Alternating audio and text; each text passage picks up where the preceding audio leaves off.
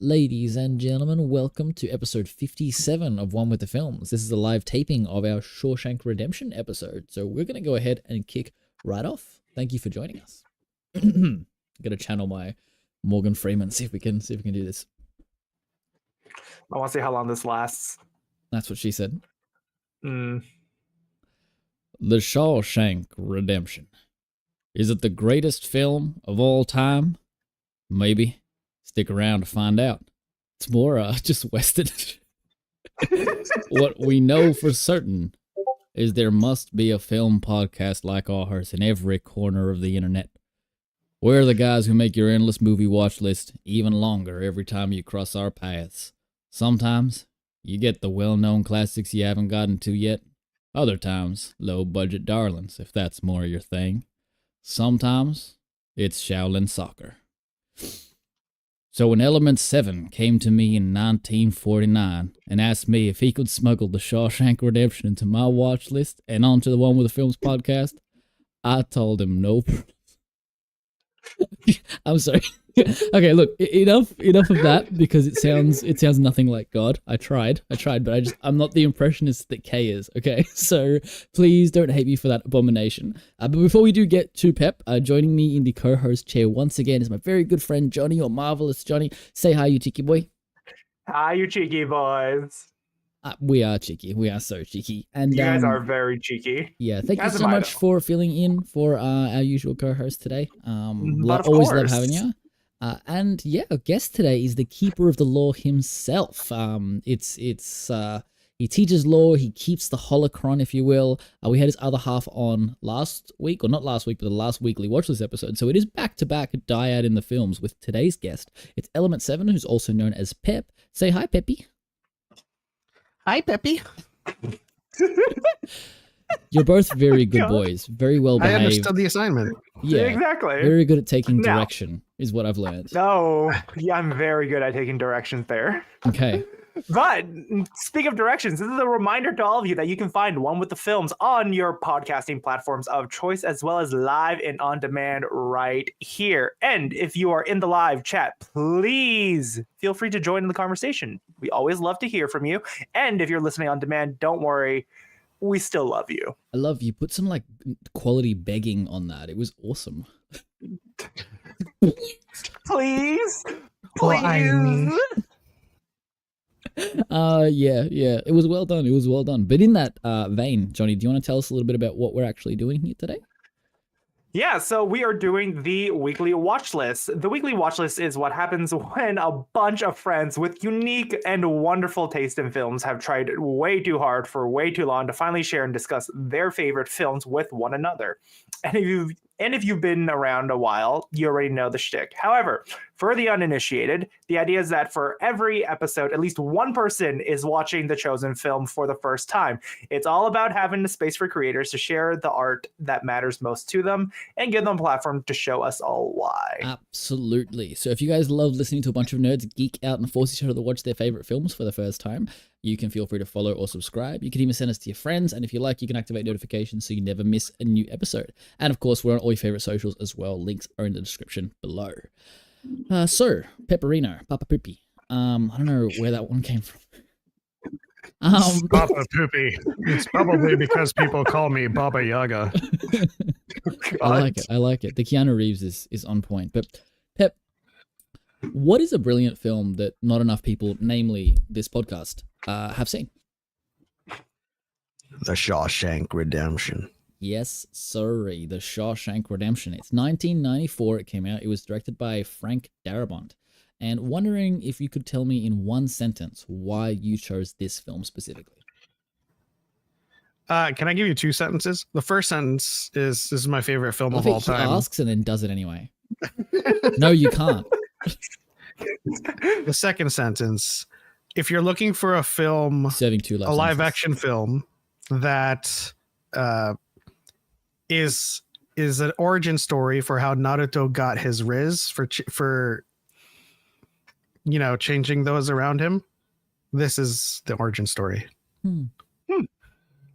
Like very in sync there. Naruto, like the anime character? Yeah. Yeah. Nice. Okay. Do you reckon he was inspired by this? That would be a stretch, but this is a good kind of parallel to draw. Yeah. You know? Hell yeah. Oh, I like man. it. I vibe with it. I mean, I can't even watch Naruto now. But God, good luck. I did watch it, and I watched it all the way to there was like a big fight that happens on top of a building where somebody like breaks into the town, and I watched like halfway through that episode, and my friend was like, literally the second half of that episode is where like it locks you in and you can't stop for the rest of the series. And I was like, it's so wild that I stopped there. Like, I think I stopped before that. yeah. I think you saved yourself a little bit, but I think you owe it to yourself to finish it now. Well, that, or you can go That's join the what she JJK said? hype train. Yeah, actually, I haven't watched much of that either. But about this film, I want to get a bit of a vibe for how much we all knew going into this film. So firstly, Johnny, your experience with this film prior to today. So prior to me watching this film yesterday before I had to go to work, I have seen that one episode of Community from season 4 where the gang is trying to escape Shirley's house, that being Shawshank Redemption. And a little bit after that, first time watching that, I was in college and fell asleep when my professor was showing us Shawshank Redemption. Which doesn't surprise me so considering sorry, your Prof. taste in films. I was also a college student who was working like 16-hour days, mind you, at I'm hearing Starbucks. excuses. Leave me And look at me. alone. I don't want excuses. I want results. Okay, go make it up. Nah, okay. All right. Thank you there, Warden. But for me, there was one time when I was flying to America the first time last year. Actually, I put this film on when I was in the plane, and I fell asleep instantly. And it wasn't like a knock on the film at all. Like I was tired, and I was like, oh, I'll watch this. I got like 18 hours ahead of me. Like this will be great. And I watched it, and every film that I tried to put on that first flight, I slept through.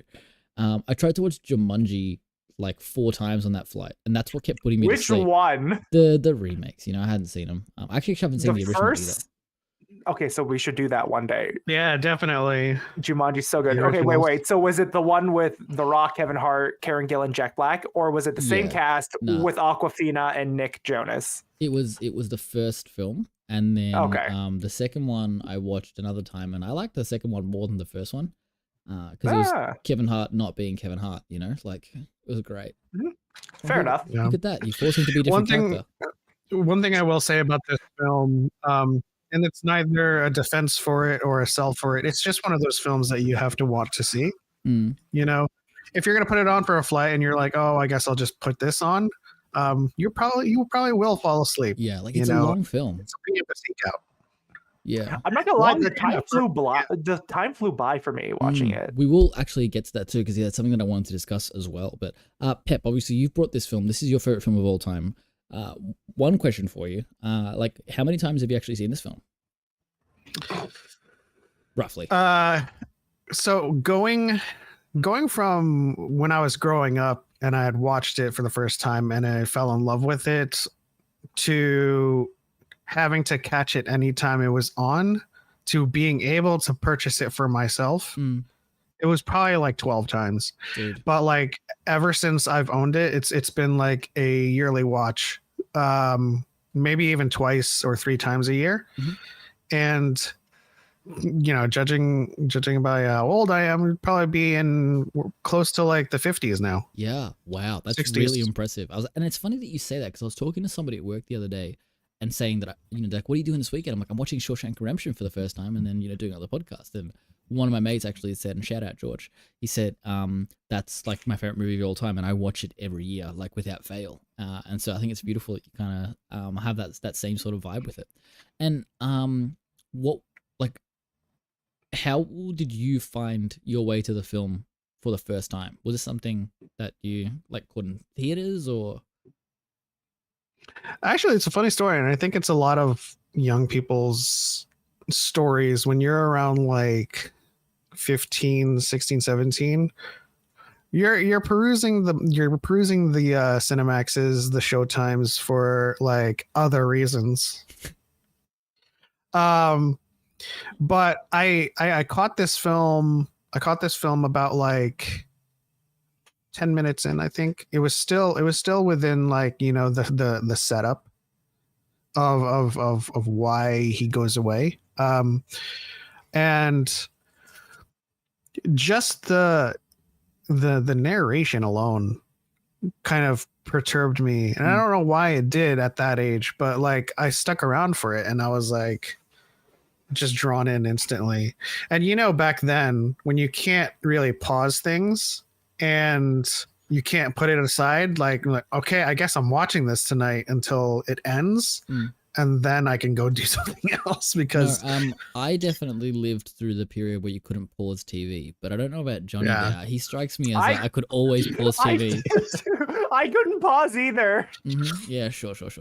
I grew up with a VHS player as well, thank you. You know you can pause VHSs, right? There's like a big button.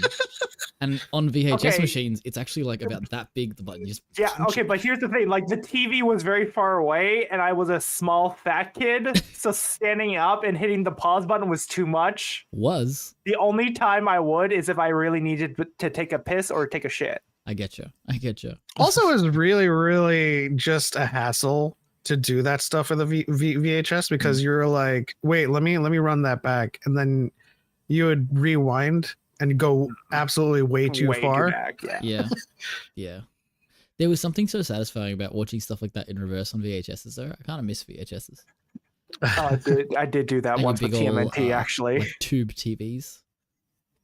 You drop it. I will also say one of my least favorite things about having to go up to like mess with the VHS player was that whenever I got too close to the TV, I could feel the static coming off of it. Yeah, we used to like touch just the TV weirdest. And then zap It was the weirdest shit ever. I was just like, oh, I hate the feeling. That might be the ASD side of me, but Classic. You know, is the what is the old fashioned feeling of watching HD for the first time? What?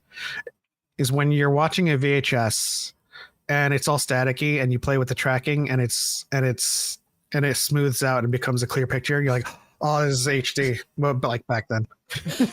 I imagine looking at that. I didn't experience that. I won't lie. Just going like, oh yeah, my God, there's the tracking plus. Looks so good.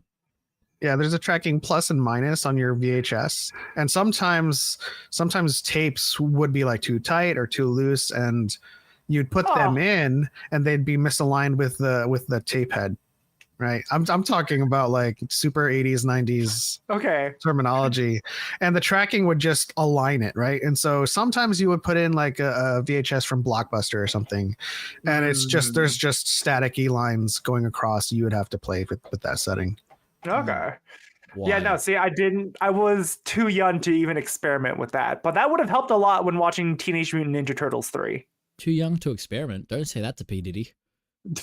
God. They just spell rapper without a P, did he? Oh my God. God. Let's dive into talking about this film a little bit. We have some really cool talking topics set up for you guys, so we'll jump in. But just before we do, Johnny, I know you have some fun facts for us. Do you want to take us through? I do have some fun facts for us. Well, let's discover what they are, because I have not read this at all. Wink, wink. Anyways, this is the highest rated film of all time on IMDb with a 9.3 out of 10 from 2.3 million reviews, beating out The Godfather, which is at a 9.2. And this one hurts, The Dark Knight at a 9. This film was nominated for 7 Academy Awards in 1995. That was the same year Naff was born. And what may or may not be a bad or good omen for his life is the fact that in the end, it won a sum total of 0 of those awards. It also holds the number 8 spot in the Letterboxd top 250 with a 4.6 out of 5. As we stated earlier, written and directed by Frank Darabont and adapted from the Stephen King novel, this feature film's cinematography by the legendary Roger Deakins and stars Tim Robbins with the iconic Morgan Freeman. King. This film had a budget of only $25 million. It was initially a bomb at the box office at only $29 million, but became a hit when it arrived on home video, with rentals helping it finally get some of those well-deserved dollars back. Principal photography went for 3 months, and Morgan Freeman has stated that of his entire filmography, this is his personal favorite. I see why. It beats Evan Almighty a lot more. Stephen King was famously paid over only $5,000 for the rights to the film in a check which he never actually cashed. Way to go, King. Instead, he had it framed several years after the film released and then mailed it to the director with a note that said, "In case you ever need bail money, love, Steve." In preparation for the role, Tim Robbins asked to be locked in solitary to get a feel for it, and during the iconic escape through the tunnel, he actually refused to immerse himself in the muddy water at the end after it was tested and declared lethal by a chemist, unlike Wizard of Oz. Sorry, what? In the end, however, the iconic shot would not have happened without it, so who's to say which decision would or could have been right? Yeah. Y'all got anything you want to add? I want one correction for you, because I think that Morgan Freeman's favorite film of his own filmography is definitely Lucy, starring 1/8 Japanese woman Scarlett Johansson. Where's that 1/8 come from? I don't know, dude. I don't know, but that's why it was okay for her to play Major in what was Ghost in the Shell? Ghost in the Shell, yeah. I had my reservations about that as well, but I kind of gave the film a shot, and they did kind of justify it. They did. Yeah. The major is an exoskeleton, but like they have flashbacks to the original Kotoko, and she is Japanese in the movie. Yeah. So like, if you haven't watched the movie, you'll probably think like it is blatant whitewashing, and I still think to some degree it is. Oh yeah. But like to have that original Japanese actress being like, "This is who I really was." I think so. The people who made the robot saw an Asian one and went, "Let's give it an advantage. Let's make it white. Let's make it look like ScarJo." No, it is wild though. What? There's some privileges. Like Pep's point is exactly right. Like it makes sense within the film, but it's wild that people's reaction to the film was like, she's not Asian, I don't think she would play that character. And then they're like, the response to that isn't, hey, watch the film, we kind of explain it in there, like just breathe. It was, no, she's 1/8 Japanese, so it's okay. Yeah. That's the weird part, right? It's like, that's the weird part. Oh god. And then it became like a meme on the internet. People were like, "Oh, your favorite Asian actress." Have like, even Simu jokes about it. How like he loves being now part of the MCU with Iman Vellani, Scarlett Johansson. Famous Asians. Yeah. It's so good. But it's so good. What's funny about hearing those fun facts also is that growing up, I had always thought that this movie was like a hidden gem. I would always preface my conversations with people about it. It's like, oh, you probably haven't seen this, but it's like Shawshank Redemption. But like, now you made it your entire personality. Yeah. And so now like hearing back all of those accolades and how it's the highest rated, I'm like, dang. Yeah, I really wasn't clever. Like, oh, this guy, he sucks. He thinks I haven't seen Shawshank Redemption. And then Pep talks to us and like, oh, you two actually haven't seen it. And we're like, yeah. Pretty much. This actually that was the hidden gem. Keegan was really heartbroken that he couldn't make this episode and he was called away to work last minute, because this is like one of his favorite films of all time too, like top 5. And so like I called him yesterday and we were talking about it, and he's like, yeah, like I'm pissed that I can't come on, because he would have had obviously heaps of his own to add to this. But I'll talk to some of the stuff that he talked about as well. But before we do go any further into the film, all of these conversations are not spoiler free. So we're not necessarily doing a play-by-play or breaking the film down from start to finish, but we are talking about the film with the expectation that you've already seen it. So just remember that it's always cool to go and watch the film and then check back later, because you probably haven't seen this one, as Pep so lovingly put it. But yeah, like if you haven't seen the film, hopefully this either convinces you to finally make that leap, or you can always come back and watch this episode after you've watched the film. And if you want to know what film to watch in advance so you can come prepared next week, then you have to watch all the way to the end of today, because we're going to give you a reveal of the special guest and the film for next week. Links are in the description for all of our socials, so you can also check us out there. We also do all that kind of stuff as well. So yeah, let's get into it. Now, I do want to quickly say, though, this is to Keegan. I'm sorry you can't be here, but at least there's a little bit more color now. I originally, when I was writing the intro, I was actually making like a reverse colonization joke, and then I was like, maybe I shouldn't, because like, nah, you should have. We could have pulled it off, I think. Honestly, literally, also because Neff is surrounded by orange and blue. I don't get it. My shirt, Johnny shirt. No, I it's get like you're surrounded by orange and blue, but I don't understand the significance. no, I'm saying like the clothes is colorful as well. Oh right, I get you. I get you. I want 2 He's hours sleep. tired. I was looking for the like through line. I was like, what's the secret here? Is it like is the colonization symbolic flag of, like orange and blue? Like what? How does this work? If you want to Symbolic see of the solitary toll going confinement. to Joker Folie à Deux takes on you, look at Naf right now. He didn't even see it, and he's already drained people. literally. But I know, Pep. Your one of your big points that I was really excited to talk about was Brooks's arc in this film. And again, spoilers for this, yeah, because this is a big moment in the film.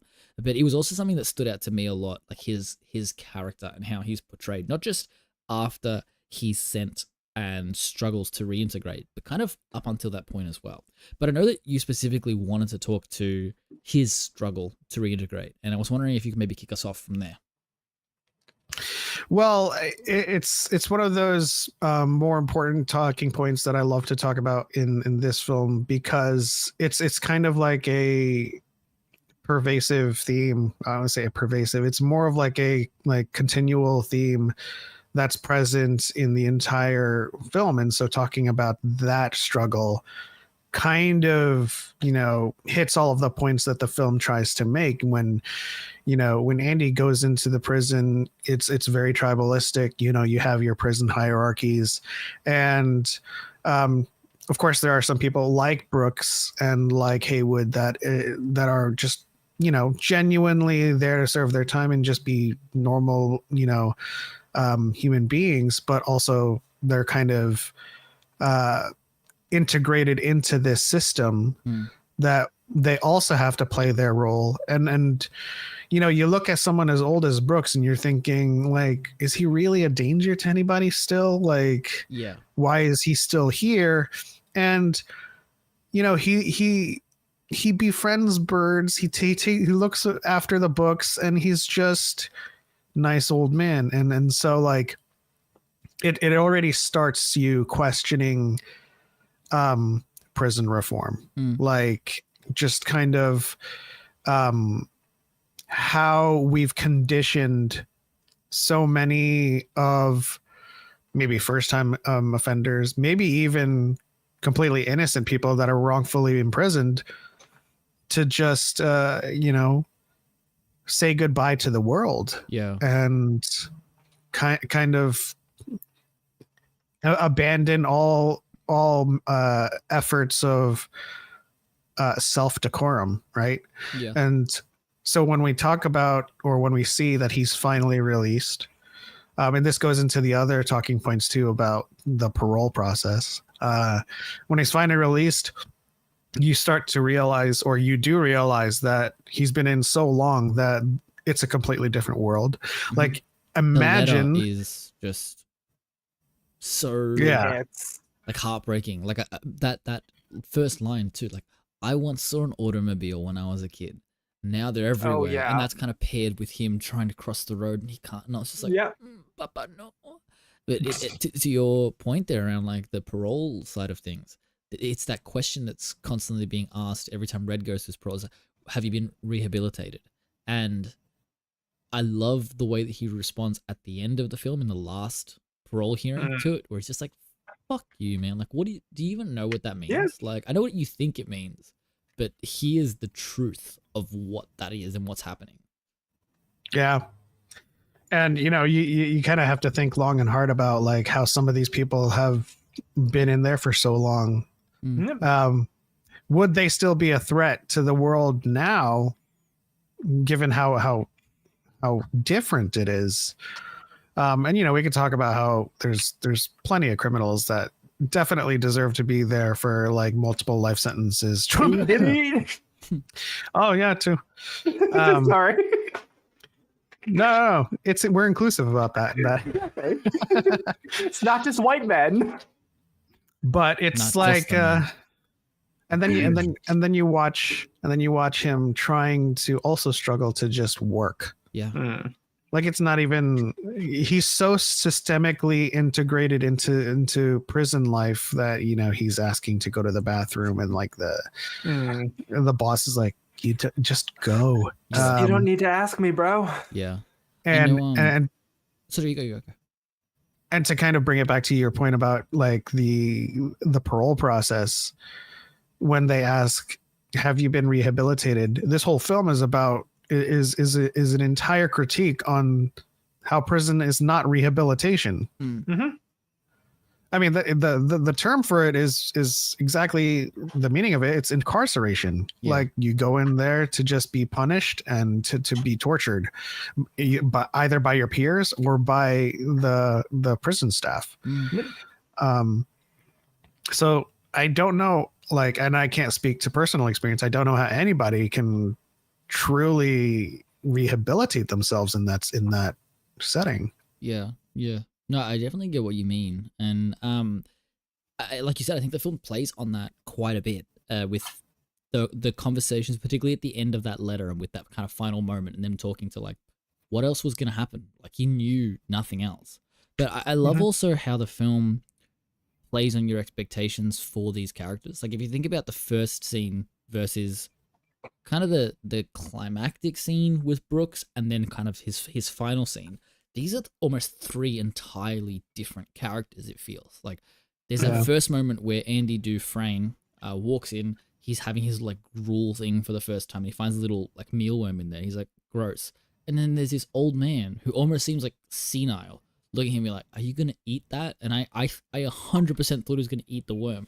And then he's got this little baby bird that he found. He's like, I'm looking after him. I'm going to raise him and set him free. And then it's like, halfway through, we've had a bit of a time jump, and there's a crow sitting in the room in the library, and it's like watching just Andy walk past and go, hi, Jake. I was like, oh, that's Jake, which we'll get back to. I have more on Jake. But Johnny, for you, the way that they set up Brooks is obviously this kind, gentle, beautiful old soul. But there is this moment where he is not acting kind and gentle and beautiful. What was it like for you watching that scene for the first time? Do you know which one I'm talking about? Yeah, the one where he has a knife up to his buddy's throat. Yep. Yeah, no, just watching that, I'm like, okay, cool. He's about to get released, and he doesn't want to leave. You knew straight away that's what it was. Thought. I mean, yeah. Keep in mind, guys, I do have a post-secondary degree in criminology specifically, so a fair bit of my study is revolving around this film. I mean, the results and concepts that this film tries to tell. Yeah. But yeah, no, when it came to Brooks, actually just like threatening his friend, it's like a lot of cases, for a lot of inmates, the older they are, the less capable they are, the more likely they are to recidivize out when they get out. Or that's meaning to do like something, try and do to something like reoffend. Yeah, to reoffend, or they do something in jail that jeopardizes their parole. Usually, the ones you are most likely to find released who want that freedom are usually the younger people, or those who really have something on the outside that they really truly do crave, like a sense of security, sense of safety, family, loved ones, or just outright revenge. Yeah, you're absolutely right. And yeah, I think the film does a great job of like exploring that. It captures it beautifully. Yeah, it really does beautifully. Absolutely, and like heartbreakingly too. Obviously, like the end of the letter with Brooks and how it's the line of "I've decided not to stay." That my heart just like disappeared into my chest. I was like, oh no. And it's funny. Like I thought I knew where it was going, where he kind of stands up on the chair and then on the table, and the table kind of like moves. But obviously, we haven't seen him like set anything up for himself. But there is this moment of like, I thought he was just going to be a little bit unsafe and he would fall and like break a hip or hit his head or something.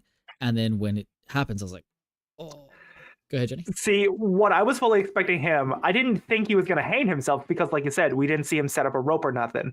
I thought he was going to take the knife, just leave it near his chest, and just fall forward and just pierce his heart. Oh my goodness, that would have been painful. Falling on your own sword. Yeah. Yes. Or in Johnny's case, falling on other people's swords. I don't know. Okay, then. I'm half asleep. I don't know what the joke was meant to be anyway. We're not homophobic here. Like, we're a very, very inclusive podcast. So We're very inclusive. if you want to fall on other people's swords, Johnny, like, you are more than welcome to do that. I'll update you if I ever do. No worries. Please, please let me know. What? I'm kidding. Anyway. You know, maybe I'll take a flight. Yeah, maybe we can schedule something in Japan. Isn't it more like a flail? Yeah, something like that. Yeah. The dagger. It's one of those parties, spinners. Pretty much. That's exactly what it makes the wrench noise. But I know, Johnny, that like this film naturally with its space in pop culture has taken and influenced a lot of media afterwards. I was actually just on YouTube before looking at Shawshank Redemption parodies and all of the things that cut in. You mentioned one before, the Community episode. Yes. And you told me about this yesterday. That was my first proper exposure to Shawshank Redemption, funny enough. Like, you told me about this yesterday. Community is one of my favorite shows, but like most other people, I skip most of season 4 when I do rewatches. We don't skip it, we just forget it, because there's always a gas leak whenever anyone pops in season 4. Yeah, and I was watching... you sent me the episode and I was like, what? I know this show back to front. There's no Shawshank Redemption episode. I don't remember it either. I recalled it off the top of my head with ease, too. But, like, once I actually put it on after you told me and I watched it all the way through and I was like, it's kind of gas, dude. Like, it's pretty good. Shirley invites them all to come over. That half of the episode is good. Yeah. Shirley invites them all to come over for Thanksgiving and then her family's like, losing their mind in the kitchen, so they're all hiding out in the garage, and so Shirley's the warden, and then you got Troy, Abed, Annie, and Chevy Chase, and Pierce, all, and Pierce, sorry, all basically stuck in confinement and trying to find ways to get out. And Abed actually digs a hole into the side of Shirley's garage, and then covers it with a poster. Yeah, it's like we can't dig a hole to get out of here. And it's just poster? Like, we can't. Definitely don't look behind that poster. It's great. No, I love that one, honestly. I know you don't like that half of that episode because of Adam Devine or Divine or however the hell you say his name.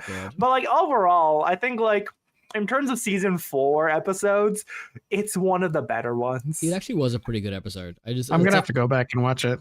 Yeah, no, definitely do. But let's be honest here. The only reason why it was good is because it was parodying such a good movie. Yeah. They did a great job. Most of the episodes that are being like paying homage to something are like really good. That one's an interesting one because, like I said, in season 4, there's a bit of like it's almost like the nail is too much on the head in season 4. Like the subtlety is kind of gone, and so like it's a good parody, but you compare it to like the other ones. Like I think it's in season 5 the I can't remember which movie it's parodying, but it's one of the gangster ones, and it's like Abed being the leader of everything, and I'm just like, this the chicken stuff. Yeah, I'm like this shit. Yeah, no, this is that was the early seasons. That was good. It's like mix of a bunch of genres from those films, like The Godfather, Goodfellas, and all that. But yeah, in terms of this film's influence on other media, like you see it flow down in so many other things. Oh yeah. And were there any other experience like that, Johnny?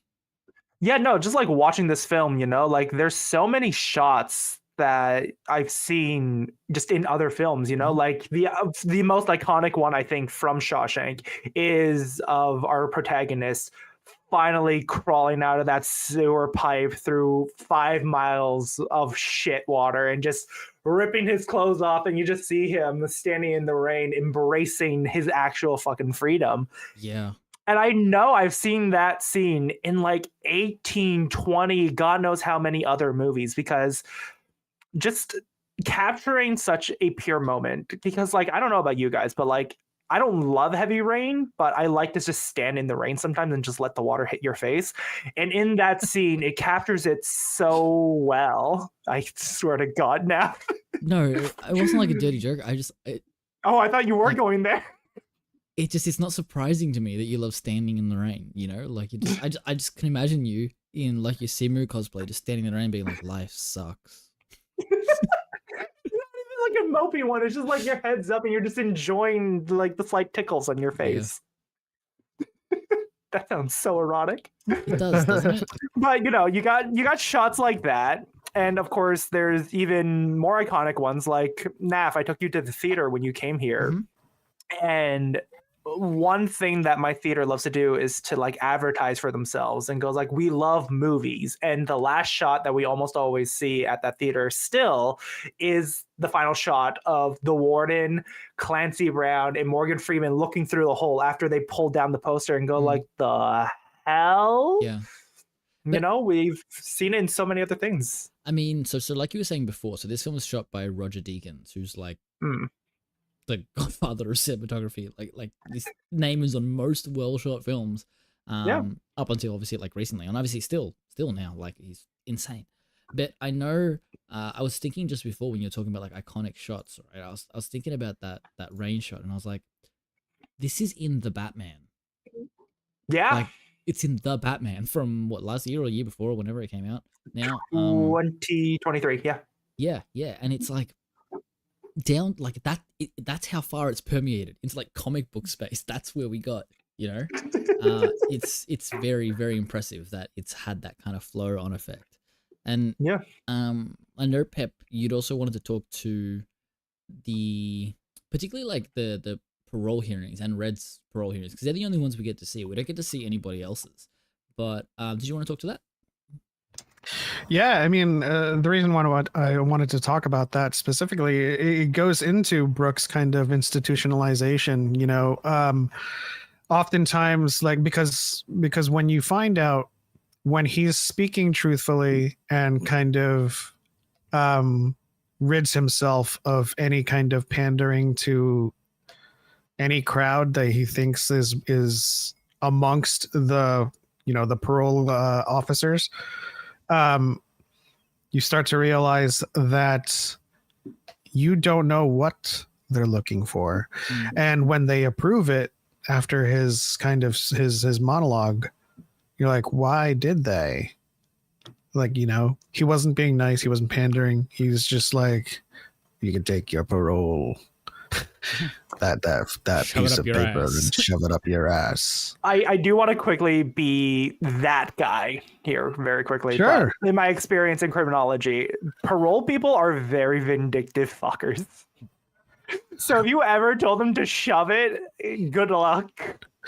Yeah, which is why I questioned it to begin with. Like, you know, I can see how, you know, having a parole hearing is somewhat of like a job interview, right? Mm-hmm. You want to be your best version. You want to put on a good kind of like I've said in the earlier, you want to put on decorum.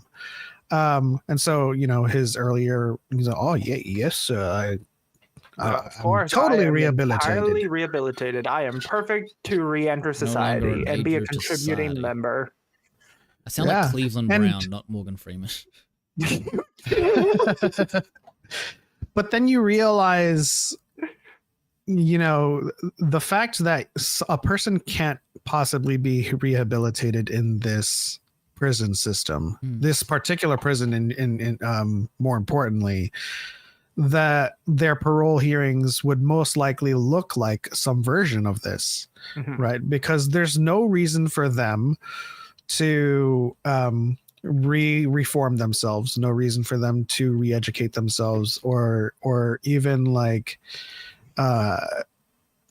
accept or acknowledge that part of themselves that brought them here. Mm-hmm. And so their hearings are mostly like, yes, I've changed. Yeah.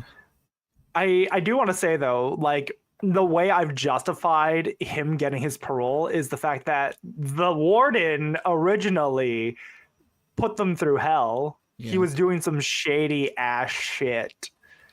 So in some capacity in my mind, I'm just like, it's probably like a PR stunt move that they released him, right? So they went with like the least risky possible options. That's how my mind justified him getting parole with my criminology mind. It's the one that makes the most sense. I can understand that.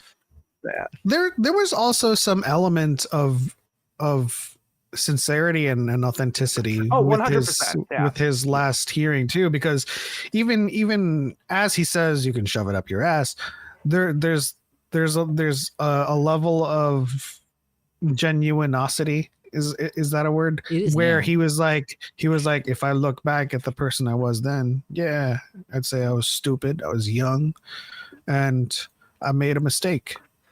So there is, especially after meeting Andy and how he shakes up the entire prison hierarchy. There's this level of like, you know what? Yeah, I'll own up to the mistake I made back then, but am I rehabilitated in the definition that you would hold to yourselves? I don't know, and frankly, I don't give a damn.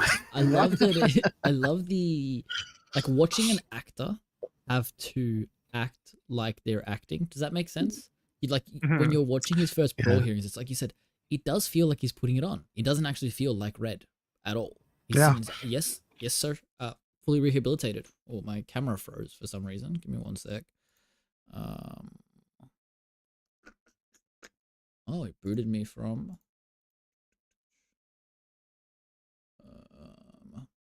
Copy.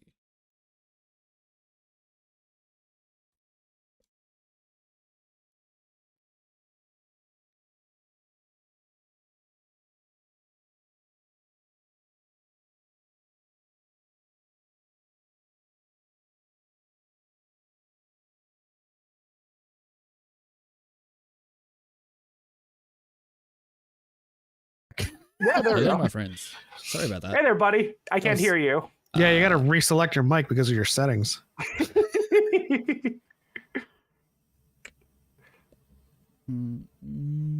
Can't hear you.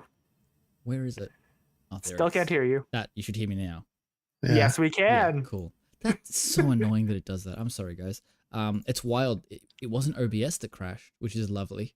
It was video. So Keep my eye on the stream. that's it. So let me just time code that so I can cut it out for the Spotify friends. And if you're listening live, you probably won't have it cut out. So thank you for sticking through. Wait, The director's cut. You don't want to let them hear how we colonized the one with the films? The colonizer's cut. Is that what happened? Sorry. Yeah, we were just Goodness talking about me. colonization. Yeah. Goodness me. You're wild. You're wild. But what was I talking about? It was your train of thought. His parole. Guys, crazy. Yeah, he was putting it on. He was acting. Yeah, so we were saying that it doesn't feel like Red when he's in those first couple of parole hearings, and by the end, it's like you said, Pep. It is that kind of sincerity, and I feel like that's what they're drawn to. It's like, oh, it's not some guy bullshitting us to try and get back out. It's like he's definitely been rehabilitated, but up to this point, he's been lying about his feelings or why he wants to get out. Now we finally see the true version of him, so we probably feel like we can put him back on the streets and be safe, because when you're acting, it's like you could be acting and then get put out there and be like, you're unsafe to society. So I feel like there's a little bit of that as well. And yeah, whether it kind of fits into the reality of criminology or not is a completely different conversation. Obviously it works within the realm of the film, but Yes.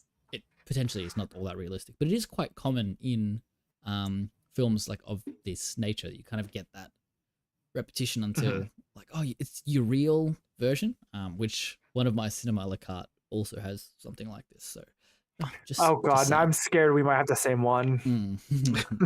But I love that. Has that ever happened in one with the film's history? Yeah, it has. Oh, okay. Usually I go last though, and I've got a few choices, and I watch people do it, and I'm like, oh, I'm gonna change What am I choices. removing? What am I adding? Okay. But one of the things that I like to point out too, as well, when you talk about how some parts of this film may not match up or line up with criminology, is that it does a good job of not glorifying criminals, and it does a good job of making a distinction between who we're rooting for, right? Because a lot of these people just made mistakes. Right, they made a mistake early on in life, and they were there for life. But they're all innocent. Everyone there is innocent. Remember, including the guy who Everyone beat the is shit suffering. out of Andy. Man, that was one thing I didn't expect. But yeah, so go on, Pep.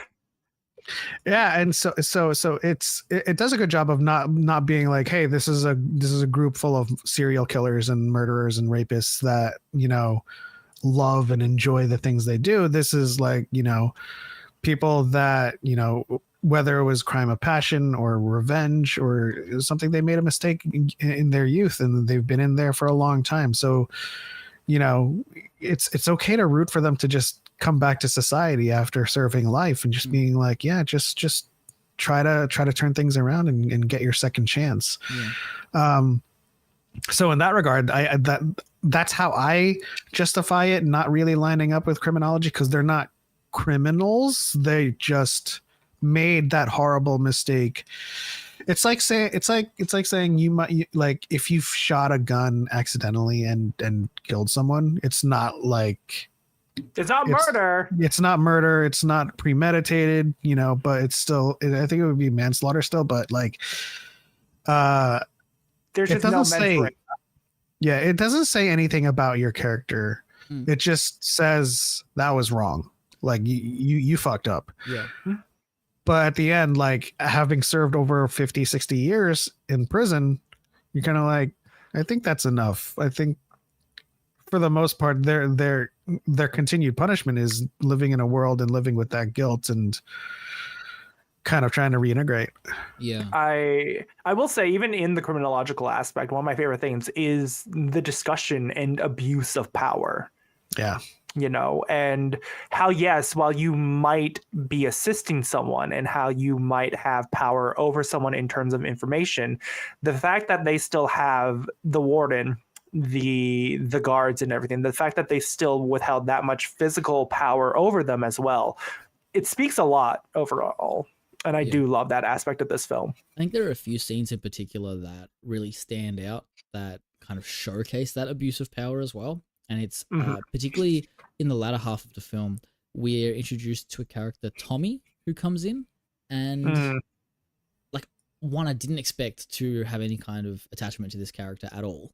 And they do a fantastic job of like building that. And when I was talking to Keegan about this after I watched the film, he was like, it's one of those films that does like nothing wrong, you know? Like, it is kind of, whether people will say like, is it the best film of all time? It's up to, like, you know, it's up to debate. It's subjective, right? Like, it could be anything. And we were talking before the top 3 films. Like, I don't agree with those top 3 films. I don't think The Dark Knight should be anywhere near the 3rd highest rated film of all time on IMDb. And we have Cal in chat as well. How we doing, Cal? But like, it's there, right? And when you watch a film like this, the way that we've got all of these different characters and everyone gets kind of enough time to be explored. And like I said, someone like Tommy, who's in what it would be half an hour, 45 minutes of the film, maybe, that he's in, and he carries such weight. Not even, I think. Yeah. I think he's in it for less. Yeah, you've got Andy being thrown in solitude for, you know, no reason really, just for questioning it. You call me obtuse? Get out of here. Throw him in the hole. Yeah, give him another month to think about it. Yeah. You know, like that is insane. But it's that scene where he comes back and he gives Andy the news of what, he did to Tommy, or what happened.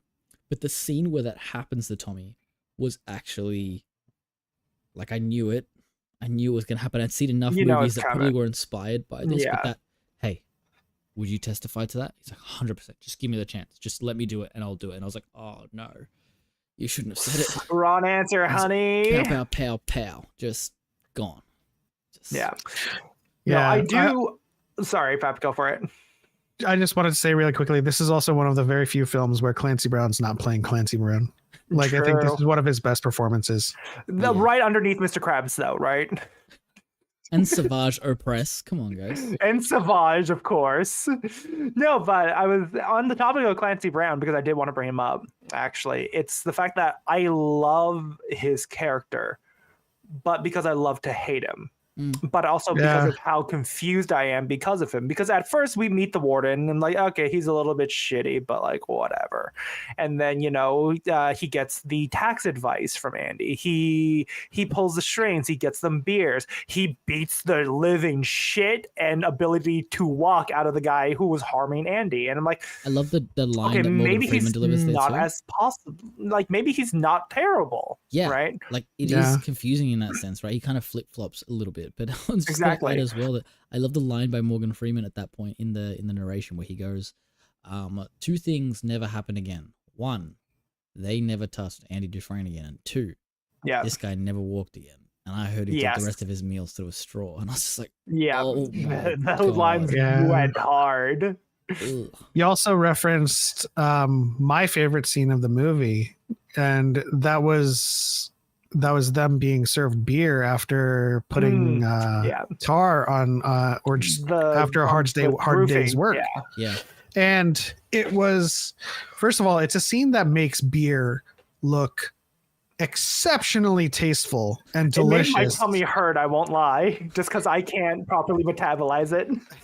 It's just, but it's one of those things, like, I'm not really a huge beer drinker. I like to babysit and simmer with whiskey and stuff, but like every time I see that scene, I gotta pop open a beer with them, because the beers are condensating, they're like dripping with like beads of cold water, and you feel for their hard day's work. And it's one of those moments in the film where you finally realize that all they ever wanted and all that's really kind of needed to rehabilitate these types of people is to just kind of feel human. Yeah, you gotta just treat them with care and compassion, honestly. I love that this is one of your favorite scenes too, Pep, because it was one of the ones that stood out to me a lot, and it's adding to it one of the moments right at the end there where they go over and give Andy a beer, and his reaction of like, Yeah, don't drink anymore. Nah. I was like, oh, you fuckers have really won me over with this guy, because you open the film, most of the film, you think that Andy did it, like the majority of the film is set up like that. It's not until you get, like I said, Tommy at that halfway point. But then it's also like, is Tommy lying? Is he not? Like, more. Obviously, by the end, I think he was telling the truth. But by the time we get around to it, it's not necessarily like that.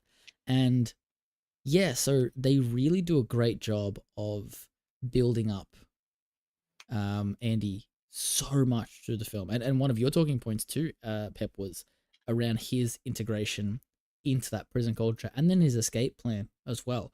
Which I thought that this was a prison break film, and it's not a prison break film. Like there's Until a it break is. from prison, but it's like I kind of, I don't know. I thought that it would be something like he escapes like halfway through and has to try and find a way to like reintegrate in society, and then you kind of get back and forth sort of thing. But I'd kind of forgotten that that's that iconic scene is there, because I've seen that shot as well.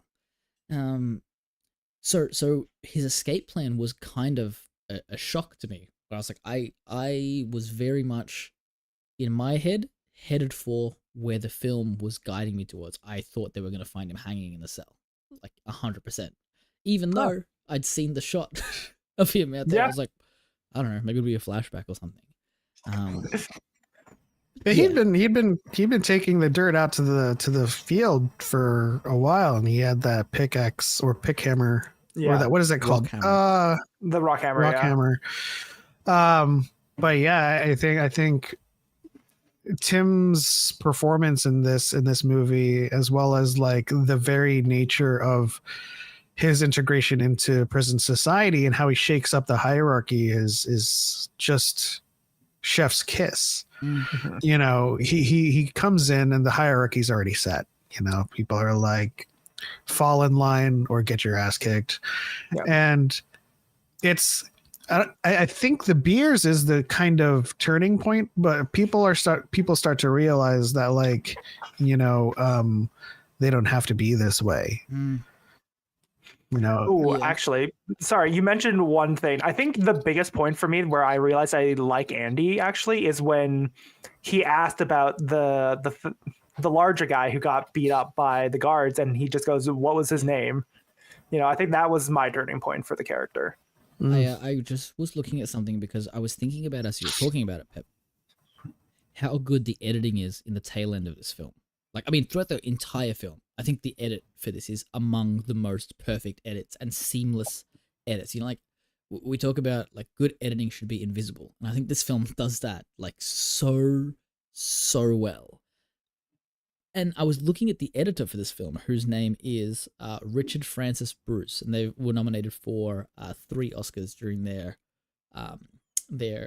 career. Now, they also edited the film Seven, which I haven't seen, but I've heard obviously great things about. But get this, are you ready for this? They also edited 50 Shades Darker and 50 Shades Freed. Shawshank Redemption editor edited 50 Shades Darker and 50 Shades Freed. Just So do I want to watch those films now just to see how good the transitions are? Listen. And Ghost Rider from 2007 with Nick Cage. Oh, I do like that movie. It's the same thing with editing books. It's like, it really is. You kind of have a wealth of material to work with, or just what you got, right? Yeah. And so I think, not that I haven't seen those films, so it's not to say like the editing in 50 Shades or whatever was bad, but like if you think about working with what was filmed with Shawshank Redemption and then working with those films, like there's clearly a difference in what his tool set was. Yeah. You know, It's I think that like I haven't seen the 50 Shades films, but I've seen lots of like breakdowns of them, and one of the things that was standing out to me, I think it's in the second film, they're watching the main dude, he's on a helicopter, and they like watch the helicopter crash on the news, and then all of a sudden he just like walks into the house like there's like no connection to the two scenes, and then the film just ends. It's like basically, it's like the climactic moment. It's the helicopter and it crashes, and they're like, oh, he's dead. And he just walks in and they're like, oh, you're okay? And he's like, yeah, I'm okay. And then it's like, okay, credits. Something like that. The frick? Okay, wow. then. Good to know. Good to know. So wild. I think they only shot half of that movie, but it was standing out to me. But I think that the way that Andy is integrated into this culture and in his own kind of, you know, way as well, the fact that he not only becomes a part of it, but basically like rehabilitates the structure a little bit, down to building the new library, getting all of these guys their GEDs and stuff, so they can, when they get back out, they can actually get jobs. It's insane that it takes not the warden, but a guy who was falsely accused to come in and create some kind of positive change here. Yep. While also contributing to all of the awful things that are happening. That's a very interesting, like, what's the word? Like, dichotomy for that character. You know, he's on the worst and the best of what's happening. Yeah, he kind of signals the so Andy kind of symbolizes two kinds of integrations. He symbolizes his an innocent person's integration into prison hierarchy, and he symbolizes the world that he comes from integrating into that prison society and introducing that to those inmates, right? It's even as simple as like a movie night where they get to watch an interesting movie, you know, their outlooks and their perspectives and just general demeanor and disposition has changed drastically with just watching their movie, you know? And so what he brings with him and what he takes out of the prison is just a testament to this movie's genius. Yeah, and like the escape plan and the reveal of the escape plan is actually so stunning. It's so brilliantly told. I loved those scenes in particular. Like I said, and yeah, the editing is incredible there, down to the very last moment where everyone's being captured and that. But one of the things that stood out to me, and I talked about this on the phone with Kay yesterday, was he mentioned that one of the notes that they got from the studio was around the ending for the film. They had an original ending, and they came back and kind of shot or added more on, or something like that. And it's funny because as he was talking about it, I was like, I think I know where we're going with this. And in my mind, what I kind of attributed to be the first ending of the film, that kind of, you know, Return of the King moment. It's almost like the film ends, and then it's like a coda, and then a coda, then a coda, and a coda. But that moment where Morgan Freeman says, you know, like, I hope I get to see my friend again, and the bus is driving over the hill, I was like, God damn, that is a perfect ending. It fades to black, and then it comes back in, and they're walking on the beach, and there's this really nice moment between the two of them. Like, it's nice. And there was something like about that I go, this works for the film, and it's great. And I think I can understand why the studio also was like, hey, you kind of need this moment. You need that payoff, you know? I get it. And then there was also, like, this film's very, like, NAFCOR. And I feel like putting it at the very top of the NAFCOR is, like, the sort of ambiguous ending. I love the feeling of, like, I think you figured it out now, and you're going to be okay. I don't know if you're going to be okay, but I think you're going to be okay. And it's like this film, that last little moment stole that ambiguity from me, you know? And again, it's not like a negative or a knock. It's like, it's a beautiful moment. And I felt like, oh, they did it. But there was some little piece of me that was like, oh, baby, you could have left it ambiguous. Well, here's why I think your ambiguity. Yeah. Here's why I think it absolutely is a plus for the film. Nowadays, ambiguity is something that we crave because of interpretation and because of narrative thread dangling. But for this film, I think there's a certain like what's called subset of like the media consumption audience that don't like ambiguity at all. They want direct answers in the first episode of a show, mind you. 100%. There are a lot of those people. Well, because today's generation, it's always about the possibility of a sequel, right? But in this case, this film needed a curtain call. 100%. It needed that final scene where they're like, oh, okay, they found each other. Yeah. You know, Red's gonna have his second chance at life, and Andy, he's enjoying his freedom because he was wrongly imprisoned, and so okay. That's the story, and now I can put it to rest, and I don't need to be like, oh, is there a potential Shawshank 2? And if they're like, what are they going to do? Is like they find Andy? I'm going to do a re-edit of the film. I'm just going to make that the post-credit scene, like right at the end of it. But like, honestly, I think that your point too, Pep, is that like it makes perfect sense that it gets a bit of a curtain call because not only does it happen, but like the credits roll while it's happening, and so it is very much like it feels like that moment of like, you're watching a play and it's like take a bow and like we're there. I'm just getting to enjoy the fruits of this. But Johnny, what were you gonna say? I was gonna say if they were gonna leave it on an ambiguous ending, the fucked up part of my brain was just gonna say would love it if they ended on the shot of was it Brooks was here and then it had Red was here too, and then you don't get the lower pan or nothing. You don't know if he just leaves. You don't know if he kills himself or what. But I like that too. That could have been like the sound of like something, and it's like, did the chair fall? Did the door close? Like, what is it? Like, you're a monster. Empty his hat or something. Yeah, you're a monster. Yeah, that's my entire life goal. Could steal the ending from Indiana Jones and just have like the little circle wipe. Screw Kathleen Kennedy.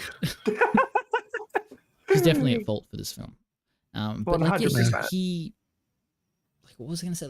Andy integrates into the prison culture, like obviously, like perfectly to a certain extent. Like he goes in, he does his job. I don't even want to say he integrates. I want to say he reforms aspects of prison culture itself more than anything, because I'm just thinking about the ways Andy changes from where he started and where he left. Yeah. And I don't think he ever really truly changed because he went in caring about people and he left caring about people. That's very true. Yeah. Yeah. And one of his things is about hope. And, Morgan Freeman was saying like, hope will kill you here. And obviously by the end of the film, Morgan Freeman's lines are like, I had hope and it saved me. Yeah. Yeah, and his grace kind of extended even to the guards, Yep. Even if there was an ulterior motive to it, just helping the guards with their taxes and stuff, just kind of, even though they were still violent, it changed their demeanor towards the overall population. Yeah. Of the prison. It wasn't purely to the benefit of Andy; it was for the populace. Right? Yeah, you guys are absolutely right. And one other thing I want to talk about is Jake. Jake is my favorite character in this film. And while I was putting together the fun facts and exploring some of the things that happen here, I found out that there is a deleted scene in this film with Jake. Did you guys know about this? I do not. So there's a deleted scene in the film because what ends up happening, and the reason that the scene was deleted, is that as the film stands right now, we have two characters that are connected between one another. So Jake and what's his name? Brooks. And if you think about the way that both of them leaving the prison goes, it's very much a parallel to how Andy and Red leave. Yeah, like Red and Brooks are pretty much the same, and Jake and Andy are kind of the same, right? Yeah. And the deleted scene was actually after Brooks passes away. They find Jake dead in the field. Oh, And they I have a like little that. like ceremony, and like they bury him, and so it's like he's with Brooks, you know, like and Yeah. it's like he was always there with him the whole life, and there's a really nice moment there, but I'm actually so glad they cut that scene from the film. That would have broken me. Same. I was waiting for it. Oh, And I don't then think it would also, have broken me. You tie that into the letter from Brooks that goes, you know, I hope that Jake shows up to say hi, but he never does, and he just like, you know, he's dead. Yeah. That would have. I'm glad that destroyed me. I'm glad that they deleted that scene. And it's one of those like happy accidents too. Keegan was telling me that this film has a bit of that. Like people were talking about how one of the opening shots of they had like a helicopter shot over the prison, and they were talking to Roger Deakins around like the significance of that shot and how, you know, we're like the bird's eye view over the prison because we're kind of looking at the prison from every level, right? It's like bird's eye view. And Roger Deakins' response was just like, we just had a helicopter that day. I thought it'd be cool. Yeah, but I also love that they deleted that scene because it would have flown in the face of the message of the film. Yeah. You know, when Brooks releases Jake, and you know, it's that taste of freedom, but Jake doesn't really want for freedom, right? He's not imprisoned in any way. But you see him fly off, and that's the last thing you see of Jake. It's kind of like that's what the film is about. Yeah. Andy's going to find his way, and he's never going to look back. And the same with people who were released. And in this case, you know, Brooks never went back, but he certainly didn't stay. Yeah, exactly. And I think that, yeah, it is interesting that by the time that Red gets out too, his story almost parallels a lot of Brooks too. And you do kind of worry about it a little bit. Like there's that line where he says, you know, for 50 years I've had to ask permission to go and piss, and now I can't, like no drop will come out without someone say so. It's like, you think about that, that is actually heartbreaking. It's that's why when people fight against the notion of systemic and institutional, you really don't, like, this is a movie, it's fiction, but there's a lot of like evidence that people fall into these kind of trappings. Yeah. You know?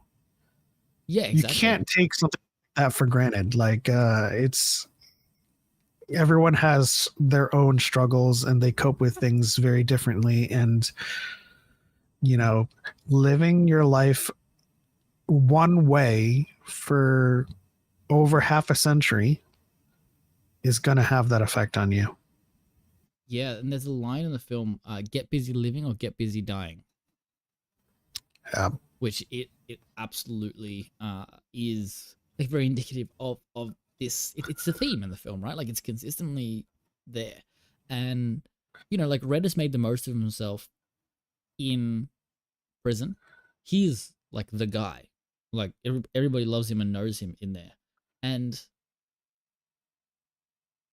outside, he's just a guy who bags groceries. He's the old man that, you know, he's bagging groceries at your local, and he's, you know, his manager's like 40 years younger than him and telling him he has to, like, you don't have to tell me that you need to go to the bathroom, just go. It's like, I can imagine that weighing on you, and the voiceover and then the narration there, where he's talking about, I started thinking about what I could do, and it's again in the edit, which is so masterful by the same editor of 50 Shades Darker.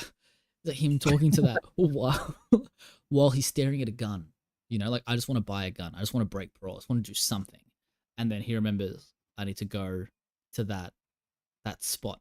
And one of the things that I learned, which was really interesting, was it's that fence that's there, that with the rocks that leads up to the tree, that was built by the production team, and they built it a few months before they started filming, so it actually had the chance to naturally grow, like, you know, have dust land on it and naturally grow some grass and other weeds and sort of stuff around it, which I thought was really interesting. Yeah. And we were talking before about like, you know, catching the movie on like Cinemax and stuff. And the film had 6 days and 7 hours straight. Well, not straight, but like in 2013, the film played for 151 hours in total on US channels, which again, that's well after. What we're talking, what, nearly 20 years after it came out? Yeah, because 1995 to 2015 would have been 20 years. So nearly 20 years later, it was just played again and again and again on you know, free to air TV or cable channels or whatever. And so it lives on as one of the greatest films of all time. Like absolutely deserves that moniker. Yeah, and I'm one of those people that like is typically open to reboots and remakes. Do not touch this film. Don't touch this film. See, I my stance on reboots and remakes is that, and it's kind of with all art now. It's kind of beyond that, but it's like why did you make this? That's always my question. If there's like a reason and you can pitch to me like why you did it, it's like I can see it. You know, something like Mean Girls. I'm like, I've seen some people be like, oh, why'd you remake a perfect film, blah, blah, blah, like iconic early cringe my childhood kind of film, you know? And the new one came out and I could see people looking at it and going like, that didn't need like a remake at all. But I'm going, the why behind that is like, it's the musical aspect. It was a stage play. I haven't seen the stage play. I'm probably never going to get a chance to see the stage play. Now I have, you know? I'm like, yeah. Even though I didn't like love the film as much as the original, it's something different. It said something different. You know what I mean? And it itself probably isn't the best example, but when we talk to, like remakes, we've done some on the episode as well, on the podcast as well, where like Akira Kurosawa's Ikiru was remade to living a couple years ago with Bill Nighy, and it's westernized that story, and it's apparently still beautiful, even for white people. And so you're welcome, guys. Why are you saying you're welcome? Are you Latino? I don't know. I saw a video that I put on my story yesterday, and there's that song that's blowing up on TikTok right now, from one of the guys on a radio show. But there was really quickly, of what empire do you hail from? Me. Mine's from the Mayan Empire. That's my ancestry. I was gonna be terrible and just say Talocan. I was about to say you people colonized our islands, but no. No. I've gotten so many times, oh, you speak Spanish? When did you get here from Spain? I'm like, ay, Dios mío. Get the fuck out of my face. God. Yeah, no. Yeah, people, like, my people were wiped out as well, Pep, so it's okay. I feel you. We probably have some distant ancestry. Well, yeah. Mine are wiping people out, so. Yeah, but the Christians showed up and they were like, these guys are demons. They're worshipping a snake and doing a buttload of drugs. Like, we need to like can it right now. They decapitated that guy over there. Like, we got to stop this right now. Which I don't know why they stopped that. Like, it guys completely normal behavior. Bring back the decapitations. Honestly, y'all should have gotten colonized by the French. Right, I'm sure they would have been on board. Oh my God. What? The French made the guillotine. They would just come over to the Mayans and be like, hey, I know you guys are using these like volcanic glass swords, and then when you try and chop someone, like it shatters on the bone, and so you're kind of like soaring through instead. Let me show you something new. I present to you the guillotine. All you do is you just drop the big knife. Dude, that's wild. Well, we've gotten slightly Meanwhile, off topic. we're sitting here being like, have you seen our stick skills? But to your point, Pep, yes, we should never remake this movie. This is absolutely one of the greatest films of all time, and absolutely deserves its spot. Because I think that it's consistent and like yeah, it's consistent and perfect across everything it's trying to do. Like every aspect of the film, like the script is top notch and tight, and it has no excess fluff in it. And like you were saying earlier, Johnny, this film is nearly 3 hours long, and it flies past. Doesn't feel like it. And not only does it fly past, but you're like glued to the screen the entire time. Like it's so captivating. You know what I mean? Mm-hmm. Dude, I watched it in the morning before I had to go to work. And by the time I was done, I'm like, wow, okay, that was a nice little 2.5 hours. I still have time for the gym. I looked at the clock like, oh, I only have like 30 to an hour max if I don't take a shower. Better run out now. But like, it's still like, overall, I'm glad I watched it before anything else. Because if I did my other things and then watched it, and then looked at the time, I probably wouldn't have watched it as early as I did. Yeah, and to Pep's point, I know you were saying you watch it a couple times per year, but it's actually one of those films that, like, I'm excited to have the chance to watch again. Like, I'm gonna watch it again next year or something. I'm gonna find a reason to. You know, I might do it like on a call with like Kay or something at some point next year, and just like sit down, have a little like bro date night, and just be like, let's watch the Shawshank Redemption. Like, I'm pumped. So this was actually a brilliant choice. You might be up for a one with the filmy. Okay, you might be up for one. Just saying. You definitely are going to take home the one with the filmy for the best, like a guest and film reveal from last week. That was some top notch shit. Did you see it, Johnny? I did not. No, I'll have to go back and watch it. I was like, you got to go and check it out. So Pep introduced his film by using the Force to bring in a book, and then opens the book, and the reveals in there. It was like the production value was high. And actually, funnily enough, I don't know how it happened, but this week's one has pretty decent production value as well. If you guys stick around to the end, you'll see that. I did see that one. Okay. But do you guys have any final thoughts on the film? Pep, do you want to take us out before we jump into Cinema a la carte? Yeah, I think overall, what really truly makes this film special and kind of what solidified it as one of my favorites, not my favorite of all time, was that the message ultimately was righteous. Right, like we've been saying, it wasn't a prison break. The people who were rightfully imprisoned are still in prison after the warden is exposed and the malpractices are exposed. The only person that truly gets out are the people, obviously Red, who has been rehabilitated by all metrics, and Andy, who escapes, but he was wrongfully imprisoned anyway. So it doesn't do extra legwork of being like, oh, these are criminals, they deserve your pity, but rather it's just kind of like it shows you got to treat them like humans. You got to treat them with compassion. And some of these people aren't like serial killers. They like I said earlier, they made mistakes, and showing an aftermath or an epilogue where the people that are still in prison are still there, kind of hammers down that point. And I love, like I said, that the curtain call of seeing Andy and Red kind of reunite outside of prison, you know? No, 100%. And like, not crazy amounts to add to that, to be honest. Like you've covered it all pretty well. But Johnny, do you have any final thoughts on the film? I will say I would like to know more about the guy who ended up killing Andy's wife and her lover. That's coming in the sequel, dude. I need to wait for the sequel. Yeah. Okay, fine. But, before we like overall, it's just I know why they didn't reveal more. It is unnecessary, just for the curiosity of the people in the world. I'm just like, I would like to know what became of that guy in prison. Did he get killed by a prison guard?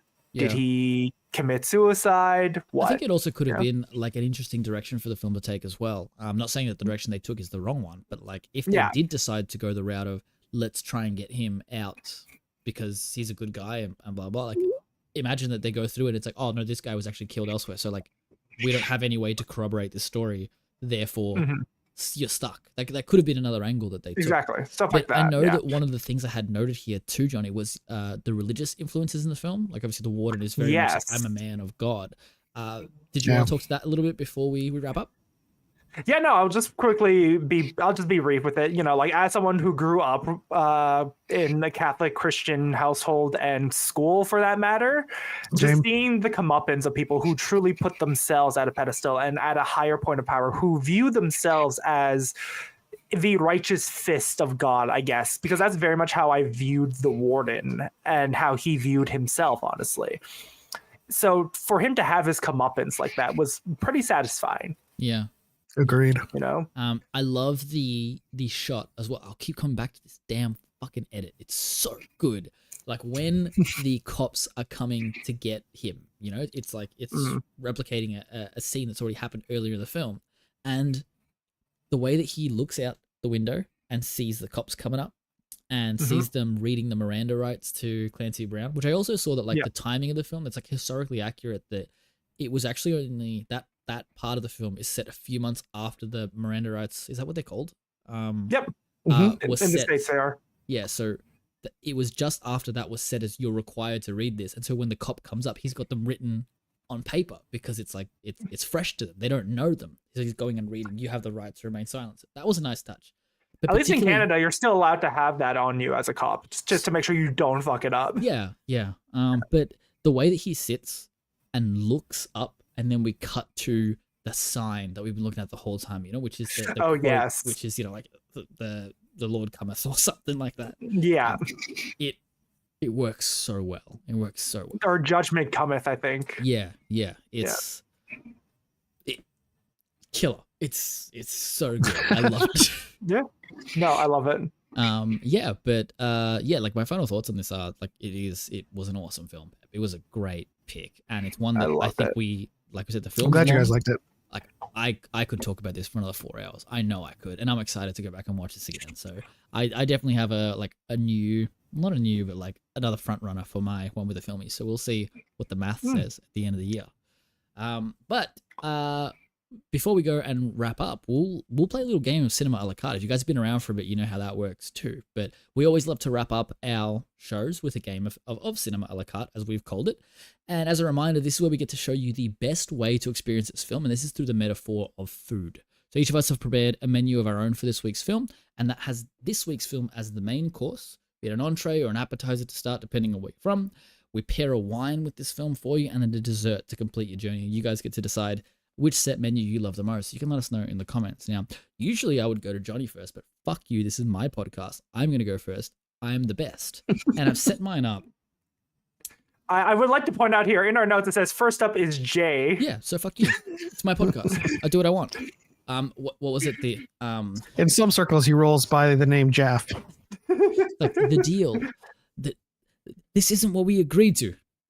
The deal has changed. I have altered. That's the one. I'm altering the deal. But when you Pray look I up do not alter at the it menu, further.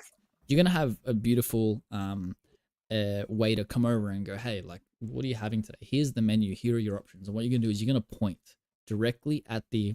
Ooh, I'm gonna have the. Hope is a bitch. Right? That's the name of your set menu. Okay. And what we're gonna do is, I think you guys are going to love this one. We're going to start off with the sauciest, spiciest, like softest, gentlest, not heartbreaking at all film, Rogue One, directed by Gareth Edwards. We're going to start right there. Hope is at the core of that film. Interesting. Okay. You didn't choose it because Pep's in here?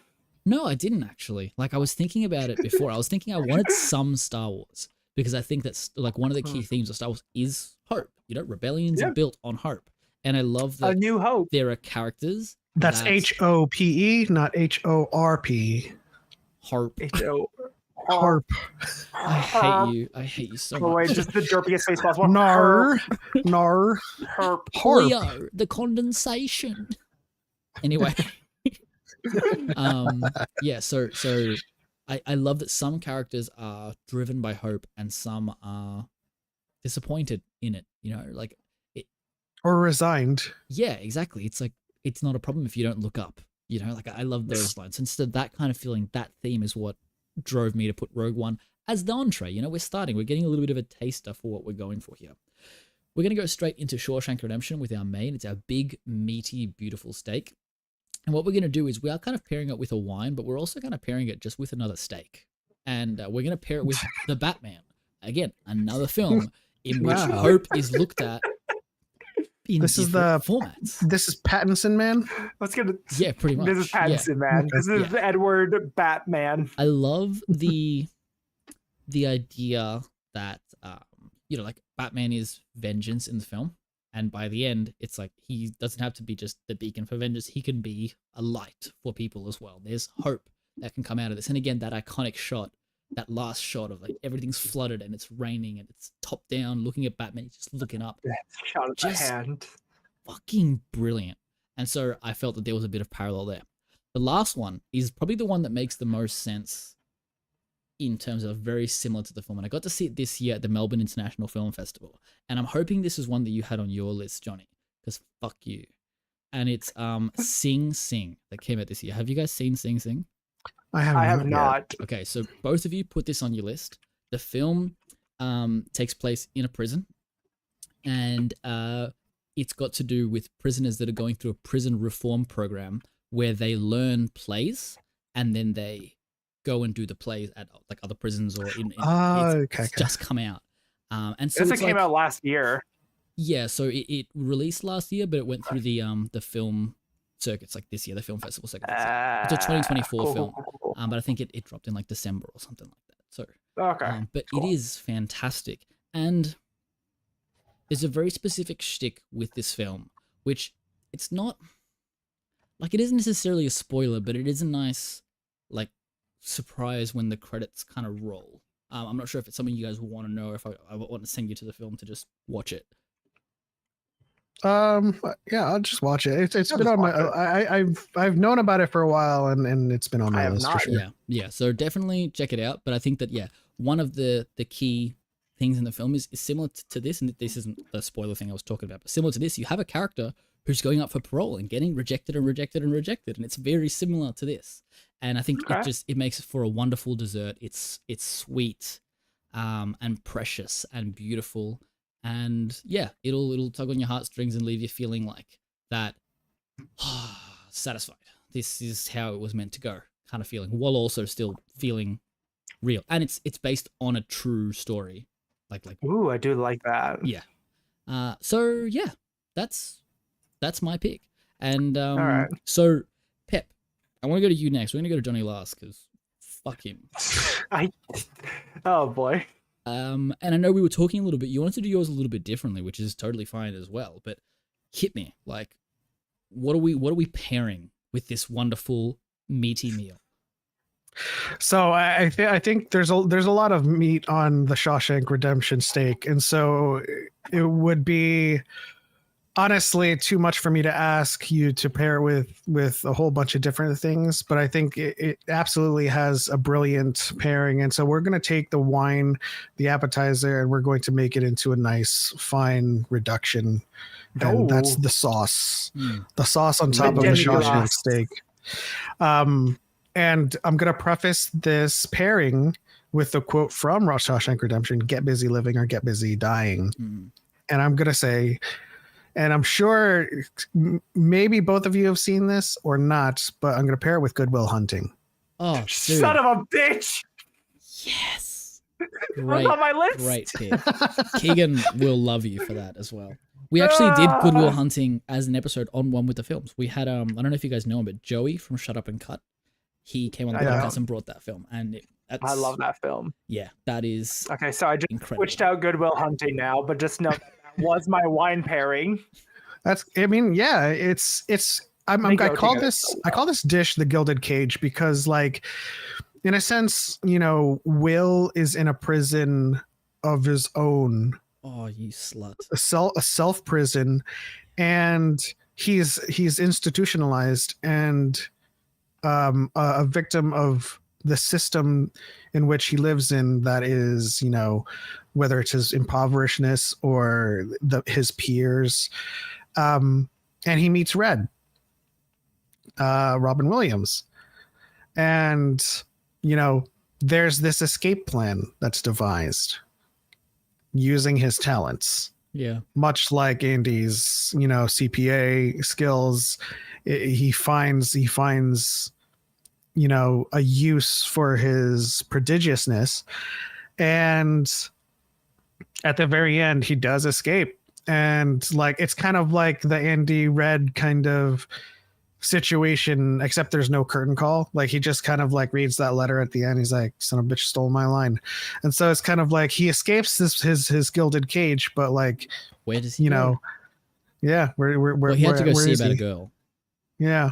I think that you're right. And I didn't even like make the connection too, because like I love Good Will Hunting, and particularly the ending. And it's funny that like if like talking to my expectation of where the film was going to end, it actually was almost in line with Good Will Hunting, where it's like he's driving away and it's the sunset and it's like it's done, and that's where I wanted this to go. And like we said, the ending still works and it's fantastic as is, but you've made that connection now. Now I'm like, oh man, you don't have one original thought in your head, do you, Naf? You just wanted movie A to be like movie B.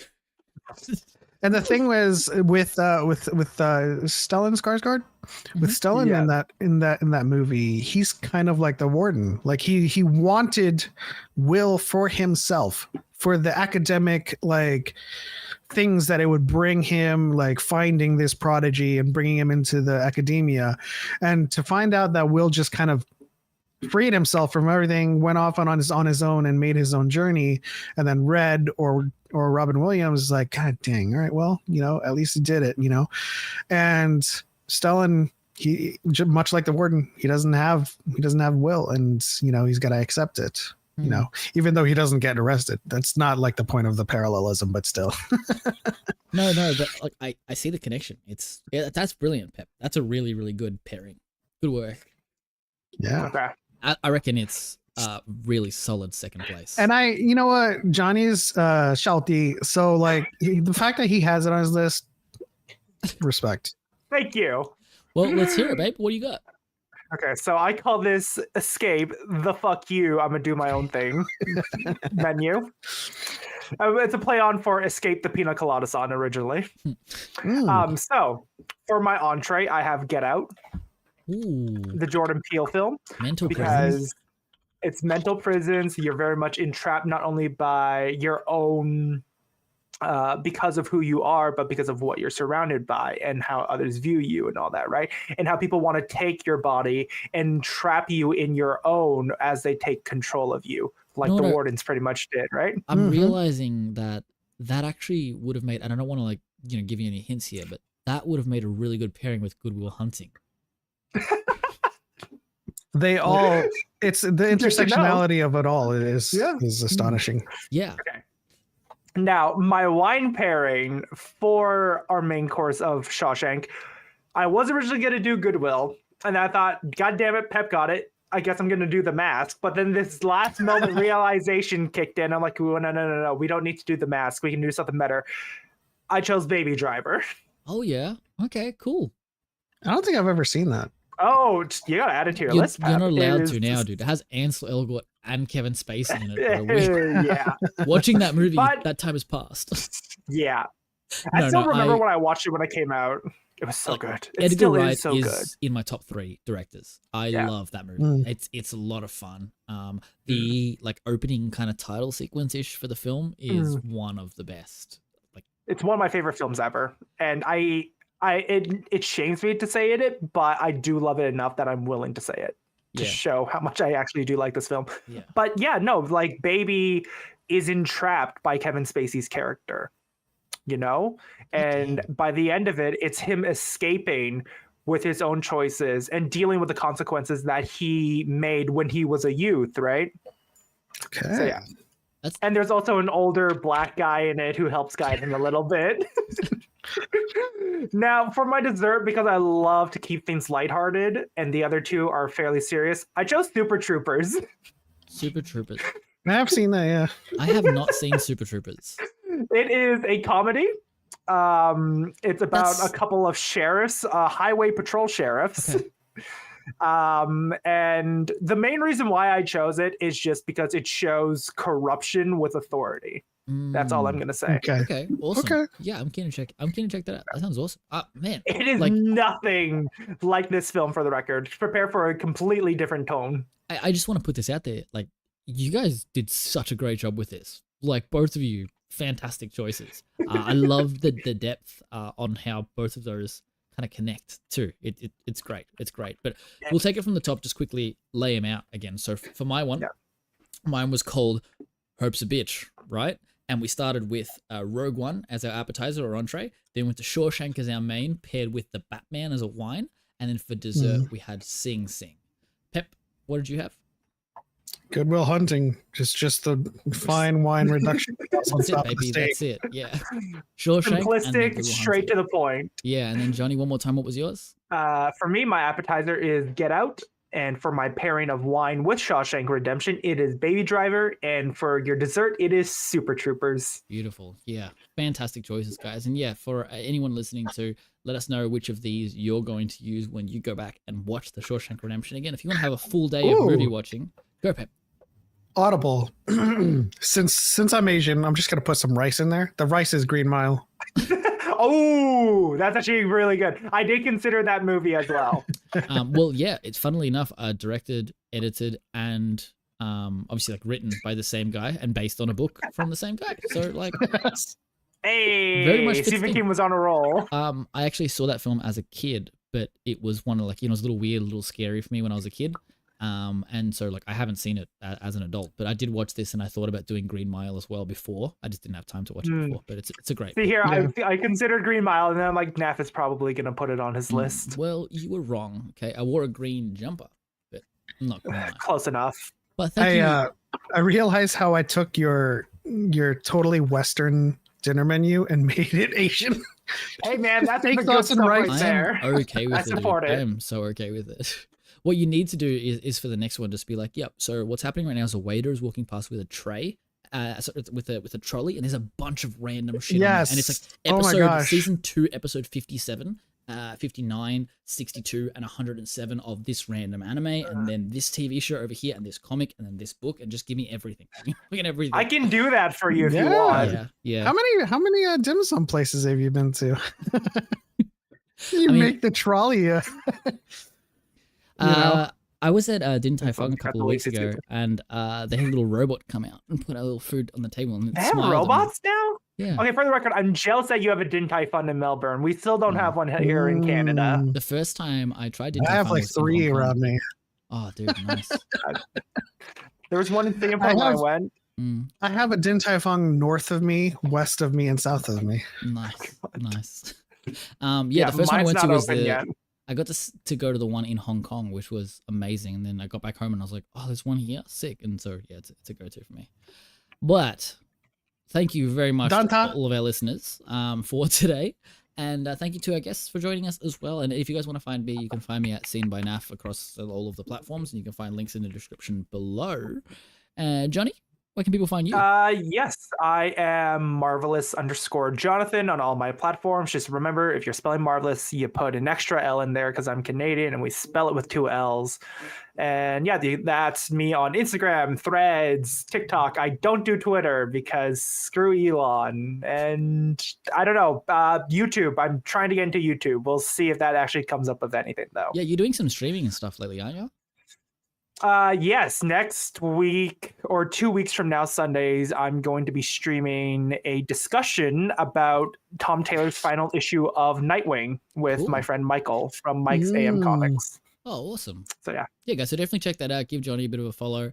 Like half of one, like half of you don't need to do a full one. It's fine. So 2 for 1. Okay, got it. Exactly right. Yeah, and Pep, thank you so much for joining us today and bringing this film. It was a fantastic choice, and you've been a friend of the podcast for a while as well, and you also have a podcast of your own. So why don't you let the people know where they can find you and what they can expect to find if they do? Yeah, so first of all, thanks for having me once again. Always love talking films, especially with people who haven't seen it before. And I'm glad that this film resonated with both of you. I grew up thinking, like I said before, thinking it was a hidden gem. And so it's always my favorite film of all time. You got to watch it. And so whenever other people love it, it's vindication. But you can find me on TikTok at _element7_, and you can also find me on YouTube at Dyad in the Force, DYAD. And we do a podcast and a live show every Friday at 5 p.m. Pacific. It used to be Saturdays, it's now Fridays. And I'm also Saturdays are for the boys. I'm also bringing back my Just Chatting live stream on Tuesdays at 5 p.m. called Yoda's Hut. That used to be a thing, but I'm bringing it back just because I think we're trying to kind of expand our reach. Basically, there's an audience on Twitch that we need to kind of rein in, and there's the audience on YouTube, but also TikTok. And so we're at this point we're hoping to just simulcast across all of those platforms at the same time for every single stream, and hopefully we reach more people, get people off of the pipeline of rage baiting and having their grievances exploited and extorted. Fair enough. Amazing. Yeah, guys. So please, yeah, like I said, links are in the description for all of our spaces. So if you want to find any of us individually, you absolutely can. But yeah, please go over and give Died in the Force a follow too. And yeah, a reminder that you can find all the links to individual pages in the description below. And there's even a Google form that you can fill out that's a specific creator or a film that you'd love to see on the podcast. And you can find one with the films on Instagram, TikTok, and all your favorite podcasting platforms as well. But for now, as promised, you guys can feast your eyes on the next film on our weekly watch list. Thanks for checking us out. See you guys.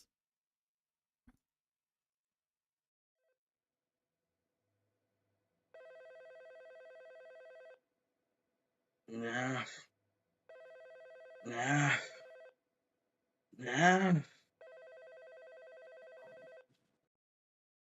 Oh, hey guys, it's me, Pat, also known as St. Pat Sepper's Rebel. The guys invited me on to help reveal the next guest and then film for the podcast. But they only gave me this Mounds bar. Don't know what I'm supposed to do with this, but I do need a little snack.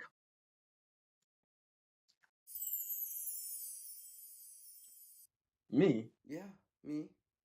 You. Us? We're gonna be the next guest on one of the films. We're gonna be watching that classic space opera, Spaceballs. So may the Schwartz be with you. Guess I'll see you soon.